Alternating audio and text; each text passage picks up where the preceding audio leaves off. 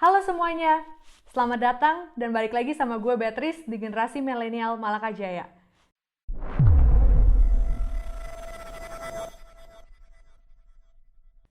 Jadi hari ini gue bakal cerita tentang perumpamaan pertama yang Tuhan Yesus ceritakan di Alkitab.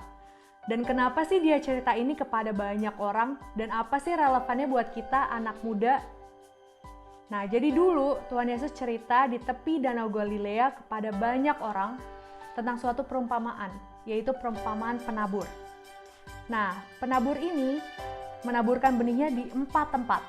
Yang pertama yaitu di pinggir jalan, di mana burung-burung datang dan memakan benih-benih tersebut. Di tempat yang kedua yaitu di tanah berbatuan, di mana benih itu tumbuh, tetapi kemudian setelah matahari terbit, benih-benih tersebut layu dan tidak bisa tumbuh. Di tempat yang ketiga yaitu di semak duri, di mana malah semak-semak itu mengimpit dan tidak membuat benih-benih tersebut tumbuh.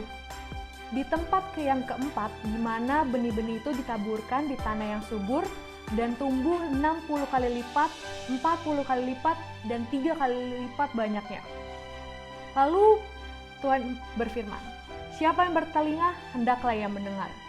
Murid-murid Yesus berkata dan bingung, maksud dari perumpamaan tersebut itu apa?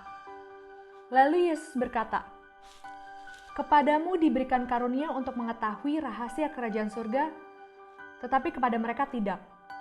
Karena siapa yang mempunyai, kepadanya akan diberi, sehingga ia berkelimpahan. Tetapi siapa yang tidak mempunyai, apapun juga yang ada padanya akan diambil daripadanya." Itulah sebabnya Yesus berkata perumpamaan tersebut, karena dia ingin memakai perumpamaan tersebut sehingga orang-orang itu bisa mengerti. Tetapi murid-murid masih juga bingung, maksud dari perumpamaan itu apa? Sebab hati bangsa ini telah menebal dan telinganya berat mendengar.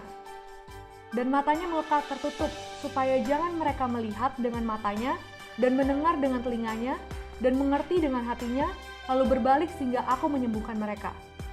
Lalu Yesus menjelaskan lebih detail lagi tentang arti dari perumpamaan tersebut. Tadi ada 4 tempat kan? Tempat yang pertama adalah di pinggir jalan, di mana ketika Yesus berfirman tentang kerajaannya, orang-orang tidak mengerti, dan bahkan iblis datang dan mengambil hati mereka. Lalu tempat yang kedua, di mana penabur itu menaburkan benihnya di tempat yang berbatu.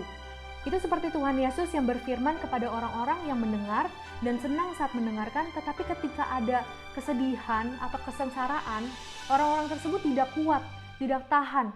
Bahkan mereka langsung berbalik dari Tuhan, karena tanahnya itu tidak berakar dan tipis. Lalu tempat yang ketiga, di mana semak belukar. Tuhan Yesus berfirman, tetapi ketika orang itu mendengarkan, bahkan kekhawatiran itu lebih menghimpit firman tersebut sehingga tidak berbuah sama sekali. Lalu tempat yang keempat yaitu tanah yang subur, di mana orang mendengarkan, melakukannya, dan menebarnya ke tempat-tempat yang lain, sehingga berkali-kali lipat dia tumbuh 60 kali lipat, 40 kali lipat, bahkan 3 kali lipat. Pelajaran yang bisa kita ambil dari cerita ini bahwa kita harus seperti tanah yang subur itu.